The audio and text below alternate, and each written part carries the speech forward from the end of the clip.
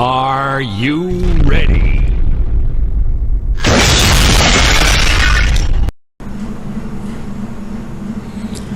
හොඳයි දුවේ පුතේ අපි බලමු ඉංග්‍රීසි භාෂාවේ ටෙන්සස් වර්ග කීයක් තියෙනවද කියලා. මුලින්ම active voice කර්තෘකාරක අංක 2 වශයෙන් passive voice කර්මකාරක මේ කාණ්ඩ දෙකට අයත් වාක්‍ය තමයි අපට ඉංග්‍රීසි කතනයේදී ඉංග්‍රීසි භාෂාව හැදෑරීමේදී පොතක් පරිශීලනය කිරීමේදී අපට හමුවන්නේ මේ ටෙන්සස් දෙකෙන් තියෙන වාක්‍ය ඛණ්ඩ. මේ කර්තෘකාරක කර්මකාරක මේ දෙකේ වාක්‍ය තමයි මේ මුළු ඉංග්‍රීසි ලෝකවාසීන්ම පාවිච්චි කරන්නේ. අපි මුලින්ම active voice passive voice ගැන අපි පසුව කතා කරමු. අපි මුලින්ම කතා කරමු මේ active voice ගැන. මේ අපි නිතරම අපි කියනවා මේ tenses 12ක් තියෙනවා. මේ tenses දැනගන්න ඕන. මේ tenses වර්ග කියනවා. මේ tenses 12 කියන්නේ මේ active voice එකේ තියෙන tenses 12. ඇත්තෙන්ම ඉංග්‍රීසි පරිශීලනය කිරීමේදී මේ දුවේ පුතේ මේ 12ම අපට අවශ්‍ය වෙන්නේ නැහැ. අපට මෙතනින් 6ක් 7ක් වගේ තමයි අවශ්‍ය වන්නේ. නමුත් අපි 12ම දැන සිටිය යුතුයි. 12ම අර්ථය දැනගෙන සිටිය යුතුයි. ඒ නිසා අපි මේ 12 මොනවාද කියලා අපි අධ්‍යයනය කරමු. මෙන්න බලන්න මේ ටෙන්සස් වර්ගවල මුලින්ම මේ ඇක්ටිව් පැසිව් දෙකට බෙදෙනවා. මේ ඇක්ටිව් එකේ තියෙන ටික තමයි අපි මේ කතා කරන්නේ. ඇක්ටිව් එකේ තමයි මේ ටෙන්සස් 12ක් තියෙන්නේ. මෙන්න බලන්න මුලින්ම අංක 1 simple present tense සරල වර්තමාන කාලයේ වාක්‍ය අපට හම්බ වෙනවා එදිනෙදාදී. එදිනෙදා පොතපත පරිශීලනය කිරීමේදී අය හම්බ වෙන වාක්‍ය වර්ගයක් තමයි present continuous වර්තමාන ප්‍රවර්තන කාලය කියනවා. මේ කෙරෙමින් පවතින ක්‍රියා ගැන කියන්න තමයි අපි මේ දෙක පාවිච්චි කරන්නේ. ඊළඟ present perfect වර්තමාන පරිපූර්ණ කාලය. ඊළඟට අංක 4 වශයෙන් අපට හමු වෙනවා present perfect continuous වර්තමාන පරිපූර්ණ ප්‍රවර්තන කාලය. අංක 5 simple past සරල අතීතය. past continuous අතීත ප්‍රවර්තන කාලය. අංක 7 past perfect අතීත පරිපූර්ණ. past perfect continuous අතීත පරිපූර්ණ ප්‍රවර්තන.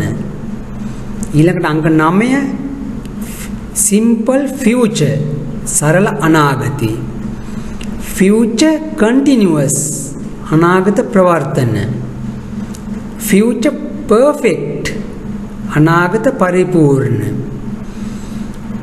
future perfect continuous අනාගත පරිපූර්ණ ප්‍රවර්තන කාලය. හොඳයිද? ඔන්න දුවේ පුතේ මේ ටෙන්සස් 12 කියන්නේ මේ ටෙන්සස් දැනගත යුතුයි. ටෙන්සස් පුළුවන් ද ඔයාට මේ කියලා ඉංග්‍රීසි භාෂාවේදී අහන්නේ මෙන්න මේ ටෙන්සස් 12. අපි ටෙන්සස් එක එක කියන්නේ මෙතන ටෙන්සස් 12 වුණාට දුවේ පුතේ වර්තමාන කාලයෙන් 4යි, අතීත කාලයෙන් 4යි, අනාගත කාලයෙන් 4යි. එහෙම තමයි මේ 12 නිර්මාණය වෙන්නේ. වර්තමානයෙන් 4යි, අතීතයෙන් 4යි, අනාගතයෙන් 4යි. ඒ පරිද්දෙන් තමයි මේ 12 නිර්මාණය වෙන්නේ. අපි බලමු වර්තමානයේ ටෙන්සස් ටික අපි කතා කරමු. මෙන්න බලන්න වර්තමානයට අදාළ ටෙන්සස් 4. simple present අංක 2 present continuous. අංක 3 present perfect. අංක 4 present perfect continuous. එතකොට දුවේ පුතේ මේ වර්තමානයේට අදාළ ටෙන්සස් 4 මේ මා ඔබට ගෙන ආවි.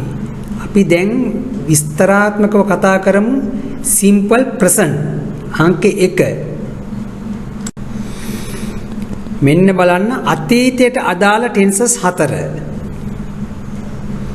simple past අංක 6, past continuous අංක 7, past perfect අංක 8, past perfect continuous. මෙන්න අතීතයට අදාළ ටෙන්සස් 4. මේ බලන්න අනාගතයට අදාළ ටෙන්සස් 4 මොකක්ද කියලා මේ බලන්න අංක 9 simple future අංක 10 future continuous අංක 11 future perfect අංක 12 future perfect continuous. මේ ආකාරයටයි අනාගතයේ ටෙන්සස් 4 සෑදෙන්නේ. අපි දැන් වර්තමානයේ ටෙන්සස් 4, අතීතයේ ටෙන්සස් 4, අනාගතයේ ටෙන්සස් 4 මේ ආදී වශයෙන් ටෙන්සස් 12ම ටෙන්සස් 12 කියන්නේ මොකක්ද කියලා සරල අවබෝධයක් ගත්තා.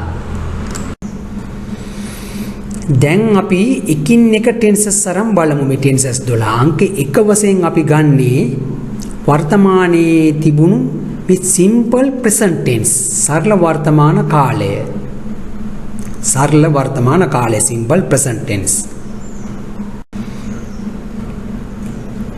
දුවේ පුතේ simple present tense වාක්‍යවල මේ ඇත යන අර්ථයෙන් ඇත යන අර්ථය කියලා තියෙනවා, නැත යන අර්ථයේන වාක්‍ය තියෙනවා, ප්‍රශ්නාර්ථයේන වාක්‍ය තියෙනවා. එතකොට අපි simple present එකේ ඇත යන අර්ථයේන වාක්‍යයක් අරන් බලමු. මේ වාක්‍යය සෑදෙන්නේ මුලින්ම subject එනවා, දෙවනුවට verb එකක් එනවා, අංක 3ට object එක එන්නේ. කර්මය මුලින්ම කර්තෘ, ඊළඟට verb ක්‍රියාව, ඊළඟට කර්මය object එක. මේ බලන්න මේ subject වශයෙන් මම මුලින් අරන් තියෙනවා I හෝ we. මේ I හෝ we දෙකම මේ ඉංග්‍රීසි භාෂාවේදී Iත් අපි බහුවචන කර්තෘ කෙනෙක් වශයෙන් තමයි I පාවිච්චි කරන්නේ. මේ බලන්න I speak English. speak තමයි verb එක, English තමයි object එක. කර්මය speak verb එක, I හෝ we තමයි subject එක කර්තෘ. එතකොට දුවේ පුතේ මේ බලන්න දෙවනුව she හෝ he කර්තෘ වශයෙන් ගත්තාම මෙතන speak නැතුව speaks වෙනවා.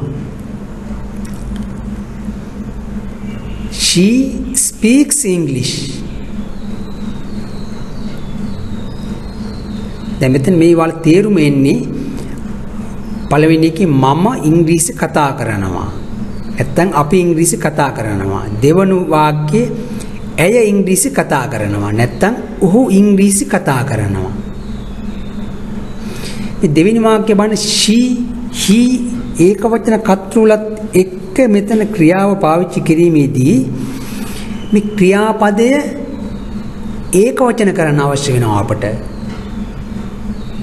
මේ ක්‍රියාපදයක් ඒක වචන කරන්න ක්‍රියාපදයේ අගට අපි s හෝ double s හෝ es හෝ ies එකතු කරනවා. අපි දැන් නාම පදයක් බහුවචන කරන්න තමයි s එකතු කරන්නේ. s double s ඒ වගේ es ies එකතු කරන්නේ අපි නාම පදයක් බහුවචන කරන්න. මෙතන බලන්න ක්‍රියාපදයක් ඒක වචන කරන්න ඒ විරුද්ධාර්ථය වෙන්නේ ක්‍රියාපදයක් ඒක වචන කරන්න තමයි අපි මේ S සෙට් එක එකතු කරන්නේ. එතකොට ඔයාලා දන්නවා I U V මේ කතුලා බහුවචන, he she it මේවා ඒක වචන කතුලා. මෙන්න දැන් ඇත යන අර්ථයේ වාක්‍යයක් ගොඩ නැගෙන ආකාරය, සරල වර්තමාන කාලය. මෙන්න බලන්න නැත යන අර්ථය. සබ්ජෙක්ට් මුලින්ම එනවා. දුවේ පුතේ මෙතන ඊළඟට සබ්ජෙක්ට් දෙවනුවට එන්නේ verb එක, තුනට ඔබ්ජෙක්ට් එක එන්නේ. මේකයි ඉංග්‍රීසි භාෂාවේ රිද්මය රටාව සබ්ජෙක්ට් verb object. නැත්නම් අපි SVO සිස්ටම් එක කියලා කියනවා. මෙන්න බලන්න මුලින්ම සබ්ජෙක්ට් එනවා, දෙවනුව do ho does යොදාගෙන not එකතු කරලා තමා verb එක දමන්නේ. ඊට පස්සේ object එක එන්නේ. තේරුණාද? මේ බලන්න පළවෙනි වාක්‍යයේ I ho we නැත්නම් I ගමුකෝ I do not speak English. දෙවෙනි වාක්‍යයේ she does not speak English. මෙතන බලන්න දෙවෙනි වාක්‍යයේදී speak එක speaks වෙන්නේ මෙතන. මේ නැතන අර්ථයේදී අපි does පාවිච්චි කරායින් පස්සේ මෙයා ඔටෝමැටිකලි ඒක වචන වෙලා මෙතන do බහුවචන වල සමගද මේ does ඒක වචන සමග තමයි පාවිච්චි කරන්නේ. ඒතකොට does එකතු කරායින් පස්සේ speaks වෙන්නේ නැහැ. මේ ඉංග්‍රීසි නීතියක්. I මුලින් බලන්න I don't speak English. දෙවෙනි එක she does not speak English. එතන speaks වෙන්නේ එතන does පාවිච්චි කරපු නිසා අපි does පාවිච්චි කරපු නිසා මෙතන speak යන බහුවචන ක්‍රියාපදේ ඒක වචන වෙලයි තියෙන්නේ. තේරුණාද? එනිසා මේකේ වාක්‍යයේ තේරුම වන්නේ මම ඉංග්‍රීසි කතා කරන්නේ නැහැ. නැත්තම් ඇය ඉංග්‍රීසි කතා කරන්නේ නැහැ. මේ රටාවටයි වාක්‍ය තැනෙන්නේ නැත යන අර්ථයෙන්. සරල වර්තමාන කාලේ නැත යන අර්ථය. ඇත යන අර්ථයේ ප්‍රශ්න. අපි මුලින්ම ඇත යන අර්ථය කතා කරා, දෙවනුව නැත යන අර්ථය කතා කරා. දැන් ඇත යන අර්ථයේ ප්‍රශ්න හදන්නේ. ප්‍රශ්නයක් හදනකොට do ho does මුලට එනවා, ඊට පස්සේ subject, දෙවනුව verb, ඊළඟ object. මේ බලන්න do තුයේ පුතේ do පාවිච්චි කරන්නේ බහුවචන කතෘලත් එක්ක, does පාවිච්චි කරන්නේ ඒක වචන කතෘලත් එක්ක. ඒ පැහැදිලිව දැනගන්න. මෙන්න do I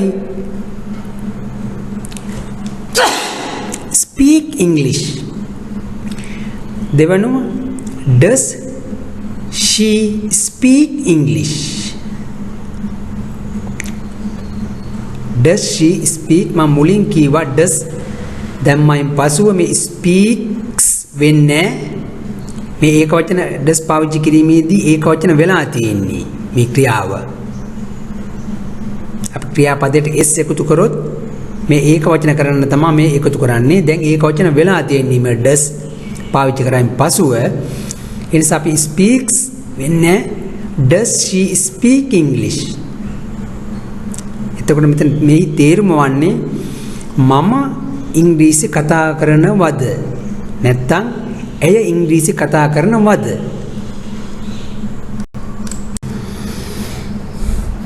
අනෙක දුවේ පුතේ බලන්න මේ simple present tense එක පාවිච්චි කිරීමේදී පාවිච්චි කරන හේතු තියෙනවා. පාවිච්චි කරන ක්‍රම කියන්නේ පාවිච්චි කරන්නේ ඇයි මේ පොදු සත්‍යයන් මේ ලෝකේ පවතින පොදු සත්‍යයන් ප්‍රකාශ කිරීමට අපි පාවිච්චි කරනවා මේ සිම්පල් ප්‍රසන්ට් ටෙන්ස් එකෙන් තමයි අපි කතා කරන්නේ වාක්‍ය පොත්වල ලියලා තියෙන්නේ සිම්පල් ප්‍රසන්ට් ටෙන්ස් එකෙන් මේ පොදු සත්‍යයන් ඒ කියන්නේ ඉර පායනවා සුළං හමනවා the sun rises in the morning අංක 2 wind blows සුළං හමනවා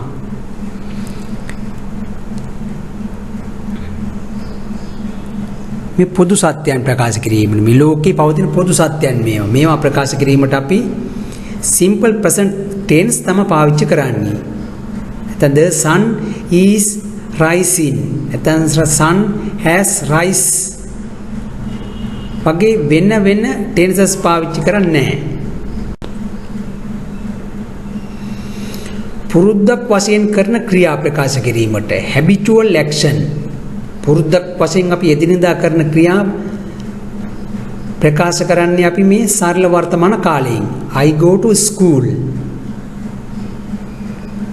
we get up early in the morning මේ අපි හැමදාම පුරුද්දක් වශයෙන් නැගිටිනවා පුරුද්දක් වශයෙන් ඉස්කෝලේ යනවා පුරුද්දක් වශයෙන් වැඩට යනවා ඒවා අපි කියන්නේ මේ හැමදාම කරන වැඩ ක්‍රියා අපි කියන්නේ මේ සරල වර්තමාන කාලයෙන් අනාගත සැලසුම් කළ ක්‍රියාවන් ප්‍රකාශ කිරීමට අනාගතයේ අපි යම් දෙයක් ප්ලෑන් කරලා තියෙනවා නම් කරන්න ෂෙඩියුල්ඩ් කරපු ඇක්ටිවිටීස් තියෙනවා නම් ඒවා කියන්නේත් අපි මේ සරල වර්තමාන කාලයෙන් the next train is at 3 pm the interval is at 11 am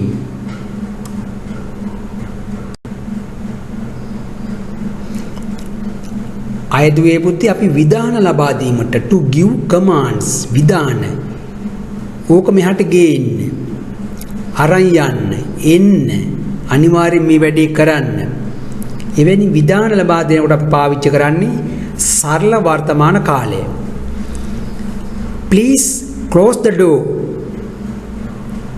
නැත්නම් please close the window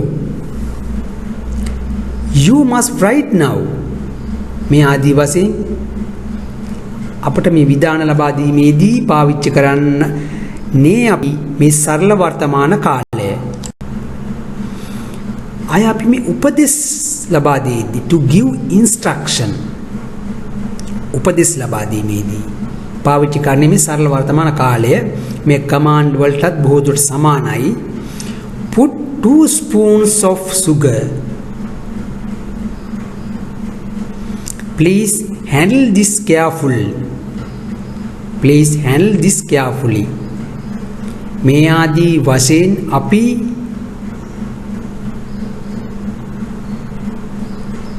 සරල වර්තමාන කාලයේ පාවිච්චි කරනවා. මා හිතනවා ඔබලාට ගැටලු නැතුව ඇති කියලා. හොඳයි අපි ඊළඟ ටෙන්සස් එක අංක 2 ඊළඟ පාඩමේදී කතා කරමු.